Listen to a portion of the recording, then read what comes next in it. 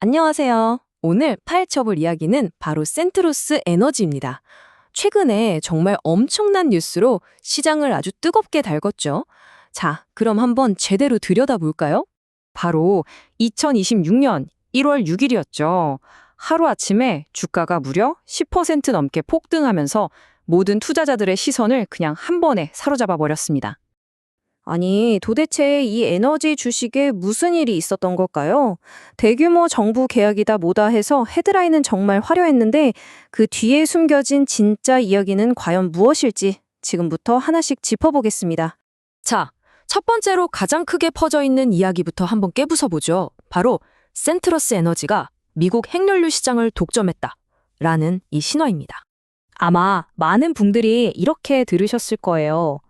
와, 센트러스가 엄청난 정부 계약을 따내서 이제 미국 유일의 핵연료 공급사가 됐대.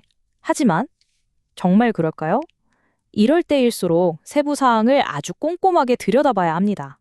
자, 바로 이 슬라이드가 핵심입니다. 시장의 오해를 정확히 짚어주고 있거든요. 센트러스가 독점적인 지위를 가진 건 맞아요. 근데 그게 전체 시장이 아니라 아주 특정 분야, 바로 한류라는 차세대 연료 시장에 국한된 이야기라는 겁니다. 지금 당장 쓰이는 일반적인 연료, LEU 시장에서는요, 유렌코나 오라노 같은 아주 막강한 글로벌 경쟁자들이 버티고 있습니다. 그러니까 HLU는 미래의 연료예요.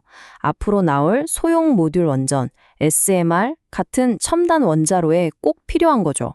하지만 현재 시장의 대부분은 LEU가 차지하고 있고 바로 이 시장의 경쟁이 정말 어마어마하게 치열하다는 거, 이걸 꼭 기억하셔야 합니다. 그리고 이 내용을 보시면 그게 더 명확해지죠. 미국 정부가 지금 투트랙 전략을 쓰고 있는 거예요.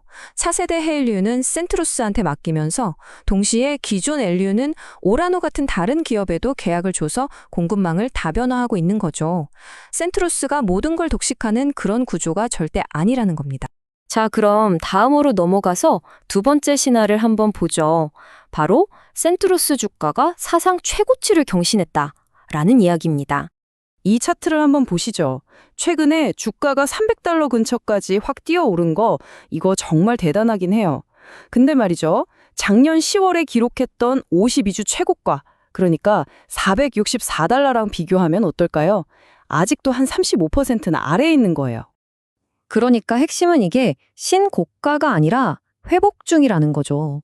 아마 신고가 돌파 이런 헤드라인을 보셨다면 그건 1년이 아니라 최근 3개월 같은 짧은 기간을 기준으로 했을 가능성이 아주 높습니다. 그리고 350달러에서 400달러 사이에 물려있는 투자자들이 많아서 이 구간의 저항이 만만치 않을 거라는 점도 알아둬야 하고요. 자, 이제 마지막 신화를 파헤쳐 볼 시간입니다. 센트러스가 정부로부터 9억 달러라는 어마어마한 잭팟을 그냥 한 번에 터뜨렸다. 라는 오해죠. 이 계약은요, 사실 마일스톤 기반 계약입니다. 이게 무슨 말이냐면 그냥 공짜로 돈을 주는 게 아니라는 거예요. 센트러스가 먼저 약속한 생산시설을 짓고 정해진 일정에 맞춰서 우리 이만큼 생산할 수 있습니다 하고 능력을 증명해야만 그 성과를 보고 에너지부에서 돈을 단계적으로 지급하는 방식이라는 거죠. 자, 그럼 지금까지 우리가 살펴본 이런 신화들을 싹 걷어내고 나면 진짜 이야기는 뭘까요? 투자자나 이 기업에 관심 있는 분들은 이제 뭘 봐야 할까요? 바로 이겁니다. 이 회사의 근본적인 변화. 센트러스가 예전처럼 러시아 같은 곳에서 연료를 사와서 되파는 단순한 브로커에서 이제는 자신만의 첨단, 해일류 연료를 직접 만들어내는 메이커로 변신하는 그 과도기에 있다는 점이에요. 투자 논리 자체가 유통마진에서 제조와 실행 능력으로 완전히 바뀌고 있는 겁니다. 물론 이 차트를 보시면 알겠지만 LEU가 미래 먹거리인 건 분명한데 2025년 3분기 기준으로 보면 여전히 매출의 80% 가까이가 기존의 LEU 유통사업에서 나오고 있어요. 아직은 과도기라는 거죠. 그럼에도 이번 에너지부 계약이 정말 중요한 진짜 이유는 바로 여기에 있습니다. 이 계약을 성공적으로 이행하는 게 지금 조건부로 묶여있는 23억 달러, 우리 돈으로 거의 3조 원에 달하는 상업 판매 계약을 진짜 확정 매출로 바꾸는 열쇠가 되기 때문입니다. 그러니까 이제 우리는 뉴스 헤드라인만 보고 흥분할 게 아니라 이런 새로운 체크리스트를 가지고 따져봐야 합니다. 예를 들어 9억 달러 계약의 구체적인 연도별 목표치가 공개됐나? 오라누나, 제너럴 매터 같은 경쟁자들이 들어오면 센트로스의 시장 점유율은 어떻게 될까? 유랭코가 내놓는 신규 연료는 또 어떤 변수가 될까?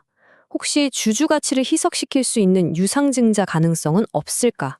그리고 아까 봤던 현재 주가와 52주 최고가 사이의 35%라는 격차는 대체 뭘 의미하는 걸까? 바로 이런 질문들에 대한 답을 찾아야 할 때입니다. 결론적으로 말해서 이제는 와, 수주 대박이다 하고 축배를 들 때가 아니라 앞으로 매 분기 발표될 마일스톤 성적표를 냉정하게 채점해야 할 시간이라는 겁니다. 진짜 이야기는 이제 막 시작됐고 성공은 화려한 약속이 아니라 묵묵한 성과에 달려 있을 테니까요.